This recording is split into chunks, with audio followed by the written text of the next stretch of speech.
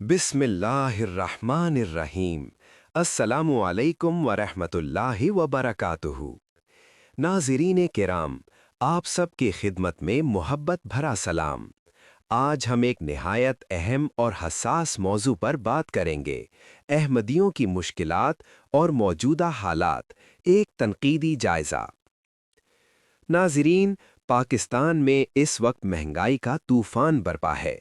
ख़ास तौर पर पेट्रोल की कीमतों में हालिया इजाफ़ा अवाम के लिए शदीद परेशानी का बाइस बना।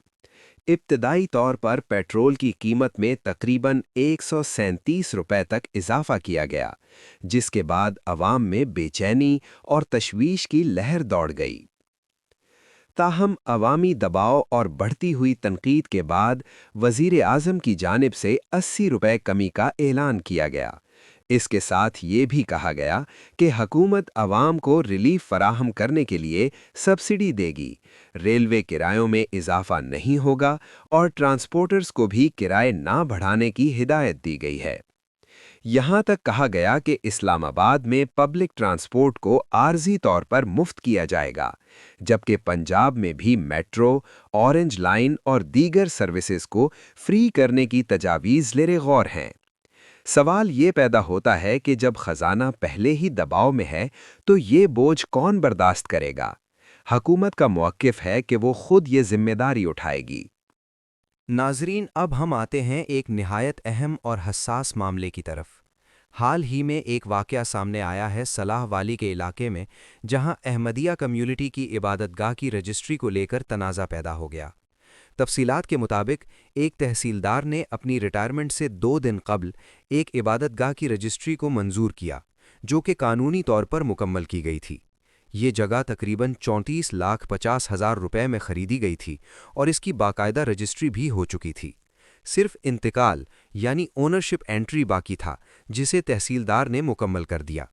लेकिन जैसे ही ये मामला सामने आया, कुछ मकामी अफराद और मजहबी हलकों की जानिब से शदीद एहतजाज किया गया। लोगों ने दफातर का घेराव किया और दबाव डाला कि इस रजिस्ट्री को मनसूख किया जाए। नतीजतन असिस्टेंट कमिश्नर ने फौरी तौर पर इस मामले का नोटिस लिया, इंक्वायरी का हुक्म दिया और रजिस्ट्री को मनसूख कर दिया। यहाँ सवाल ये पैदा होता है कि अगर किसी ने कानूनी तौर पर ज़मीन खरीदी है, रजिस्ट्री करवाई है, तो फिर इस पर एतराज़ क्यों किया जा रहा है?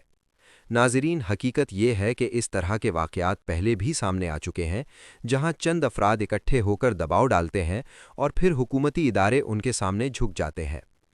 गुज़िश्ता चंद सालों में अहमदिया कम्युनिटी को मुख्तलिफ मुश्किलात का सामना करना पड़ा है। इन्हें इबादत करने से रोका जाता है, जुमा अदा करने पर पाबंदियां लगाई जाती हैं, इनकी इबादत गाहों को सील किया जाता है, कब्रों की बेहुरमती के वाक़यात भी सामने आते हैं। ये तमाम हालात एक संगीन सूरत हाल की निशानदेही करते हैं।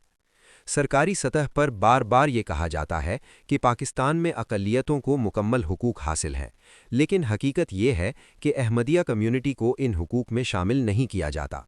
ज़ियाउल हक़ के दौर में बनाए गए कवानीन के तहत इन पर मुख्तलिफ पाबंदियाँ आयद हैं, जिन पर आज भी सख्ती से अमल दरामद किया जा रहा है। दूसरी जानिब अगर हम यूरोप, अमरीका और कनाडा जैसे ममालिक का जायज़ा लें, तो वहाँ मजहबी आज़ादी को मुकम्मल तहफ़्फ़ुज़ हासिल है। मसलन जर्मनी में अहमदिया कम्युनिटी की दर्जनों मसाजिद मौजूद हैं।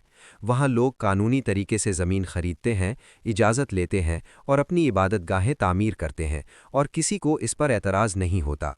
ये ममालिक मुसलमान नहीं बल्कि ईसाई अक्सरियती ममालिक हैं, लेकिन वहाँ मजहबी आज़ादी का एहतराम किया जाता है। नाज़रीन, ये एक अहम सवाल है कि क्या पाकिस्तान में वाकई हर शहरी को बराबर के हुकूक हासिल हैं? अगर कोई शख्स अपनी इबादत के लिए जगह खरीदता है, वहाँ नमाज अदा करता है और किसी गैर कानूनी सरगर्मी में मुलव्वस नहीं है, तो उसे क्यों रोका जाता है? ये बात भी काबिल गौर है कि अहमदिया इबादत गाहों से कभी किसी गैर कानूनी सरगर्मी की शिकायत सामने नहीं आई। आखिर में हम यही कहेंगे कि हमें बतौर मुआशरा सोचने की ज़रूरत है। क्या इस्लाम हमें ये सिखाता है कि हम दूसरों को इबादत से रोकें? क्या इस्लाम हमें ये इजाज़त देता है कि हम किसी की इबादत गाह को नुकसान पहुँचाएँ? इस्लाम तो अमन, बर्दाश्त और इंसाफ का दीन है। नाज़रीन, अपनी राय का इजहार ज़रूर करें, वीडियो को शेयर करें और चैनल को सब्सक्राइब करें ताकि आप तक ऐसे अहम मौज़ूआत पहुँचते रहें। हुए 100 साल की तारीख गवाह है, سائے کی طرح سایہ فگن ہم پہ خدا ہے، گزرے ہوئے 100 سال کی تاریخ گواہ ہے، سائے کی طرح سایہ فگن ہم پہ خدا ہے۔